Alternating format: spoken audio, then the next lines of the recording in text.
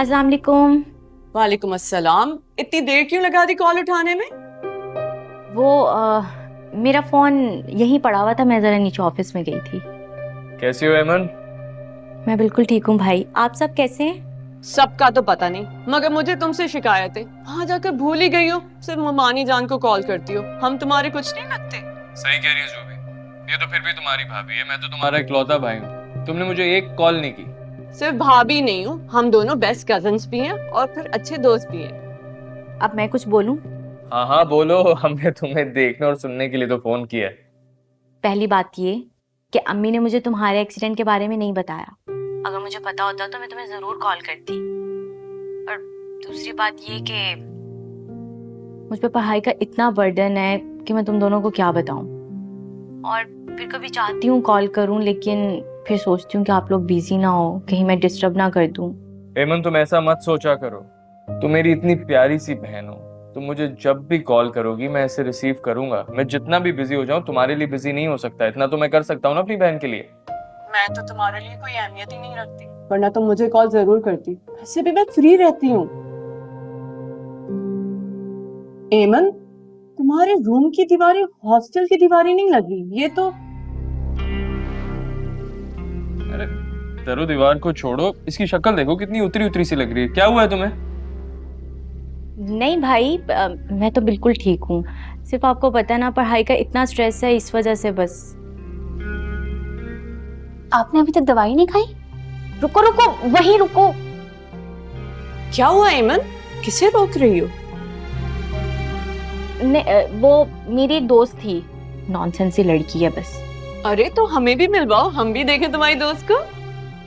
अब तो वो चली गई है, फिर मिला दूंगी। अच्छा भाई, अब मैं भी जा रहा हूँ, मुझे बहुत देर हो रही है। खुदा हाफिज, तुम लोग बात करो। एमन, एक बात पूछूं, सच सच बताओगी? हाँ पूछो। उस रात तुम अर्शिया की बहन की मेहंदी में तो नहीं गई थी, तो फिर कहाँ गई थी? बस कर दो जूबी, तुम इतनी पुरानी बात के पीछे पड़ गई हो। तो मुझे भी नहीं याद कि मैं कहाँ गई थी। खैर, मुझे ना एक असाइनमेंट बनानी है, मैं जा रही हूँ। हम लोग फिर बाद में बात करेंगे, ठीक है? अल्लाह हाफिज।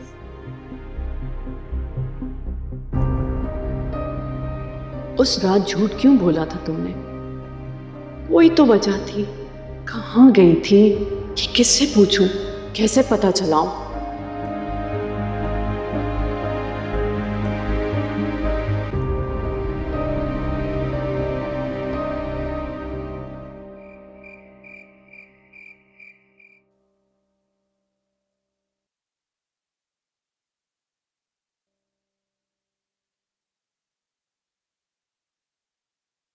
सुनिए, विरसा का फोन आया था।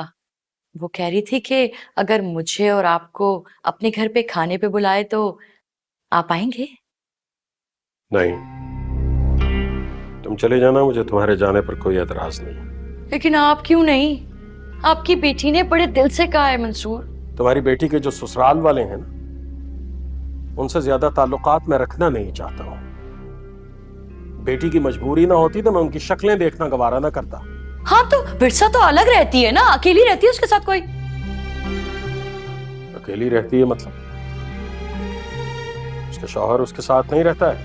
अकेली का मेरा मतलब ये था कि अब वो अपने ससुराल के साथ नहीं रहती, दोनों मियाँ बीवी रहते हैं और कोई नहीं है। बात बनाने की कोशिश ना करो फातिमा, सच बताओ, क्या विरसा अकेली रहती है और वो कमबख्त अपनी दूसरी बीवी के साथ रहता है? यही बात है ना? नहीं नहीं, बिल्कुल ऐसा नहीं है मंसूर। वकार विरसा के साथ ही रहता है, बल्कि दो औरतें मुलाजमा भी हैं। एक जो है वो नर्स है, दूसरी घर के काम के लिए और भी नौकर रख के दिए वकार ने। चलो बस करो ना, अब ज्यादा तरफदारी करने की जरूरत नहीं है। नहीं जाऊंगा मैं जब तक वो खुद चलकर नहीं आएगा, हाथ जोड़ के मुझसे माफी नहीं मांगेगा, मैं उसके घर कदम नहीं रखूंगा।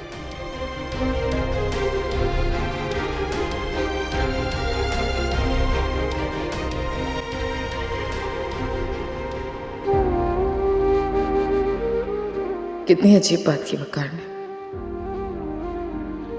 वो सजा के तौर पर मुझे बीवी बना के रखना चाहते हैं। वो समझते हैं तलाक मेरे लिए आज़ादी होगी, मुझे वो किसी और के लिए आज़ाद नहीं छोड़ेंगे।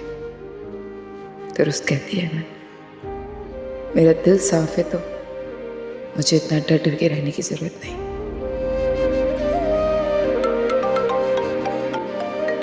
ताई अम्मी का फोन। अस्सलाम वालेकुम ताई अम्मी, आपने कैसे फोन कर लिया? वालेकुम अस्सलाम। अरे क्यों बेटा, मैं नहीं कर सकती क्या फोन? तुम मेरी बेटी नहीं हो क्या? नहीं नहीं, बिल्कुल कर सकती हैं, लेकिन करती नहीं है ना, बस इसलिए हैरत सी हो रही है। अरे मेरा बच्चा, इसमें हैरत वाली क्या बात है? मैं तो हर वक्त तुम्हें याद करती रहती हूँ, नमाजों में तुम्हारे लिए दुआएं करती हूँ कि अल्लाह मेरी बच्ची को भाग लगाए, उसे खुश रखे। सच पूछो तो तुमसे मिलने को बहुत दिल चाह रहा था। मैंने फातिमा से कहा कि चलो चलते हैं, अपनी बेटी को मिलके आते हैं। कहने लगी मैं तो नहीं जा सकती, मंसूर घर में अकेले होंगे, फिर किसी वक्त चलेंगे। फिर मैंने सोचा कि क्यों ना मैं फोन कर लूं अपनी बच्ची को, तुम्हारी आवाज ही सुन लूं। ठीक किया ना? बहुत अच्छा किया। मैं बता नहीं सकती आपको कि मुझे कितनी खुशी हो रही है ताई अम्मी। अच्छा बेटा, ये तो बताओ कि सब खैर खैरियत है ना? अपने घर में खुश हो ना? है तेरा मियाँ तेरा ख्याल व्याल तो रखता है ना, या हर वक्त उस दूसरी वाली के खूंटे के साथ बंधा रहता है? आते हैं, अक्सर आते हैं, और मुझे कोई भी जरूरत हो तो फौरन पूरी कर देते हैं। पर उस रोज तो नहीं आया था। कुछ पता भी है विरसा कि मंसूर को बहुत दुख हुआ था इस बात का कि वो क्यों नहीं आया? आज तक उसके दिल से ये बात नहीं निकली।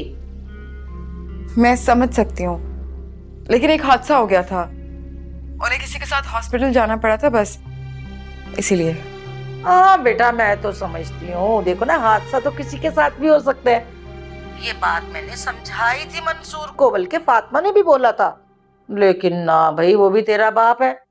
कहने लगा कि ये चिकनी चुपड़ी बातें जो है ना, ये मुझे ना समझाओ, मैं अच्छे से जानता हूँ सारी हकीकत। बोल रहा था कि वो इस किस्म की बातों से ना मेरी बेटी को बेवकूफ बना सकते हैं, मुझे नहीं। मैं इन्हें लेके आऊंगी ताई अम्मी, अब्बू से मिलाऊंगी, दिल साफ कराऊंगी अब्बू का। आप देखिएगा, इंशाल्लाह वो मान जाएंगे। देखो बेटा, बुरा ना मानना, अब तुम कुछ भी कर लो। ये जो तुम्हारे शौहर ने दूसरी औरत ला के तुम्हारे सर पे बिठा दी है ना, अब तेरे बाप का दिल खुश होने का नहीं है। मेरा नहीं ख्याल कि अब वो तुम्हारी कोई बात माने। अरे बाप है ना बेटा, समझते हैं ना बेटी के लिए उसका दिल कितना तड़पता होगा। अरे वो तो अल्लाह का शुक्र अदा करो कि तुम्हारा बच्चा बीच में आ गया, वरना पता नहीं मंसूर क्या कर बैठता।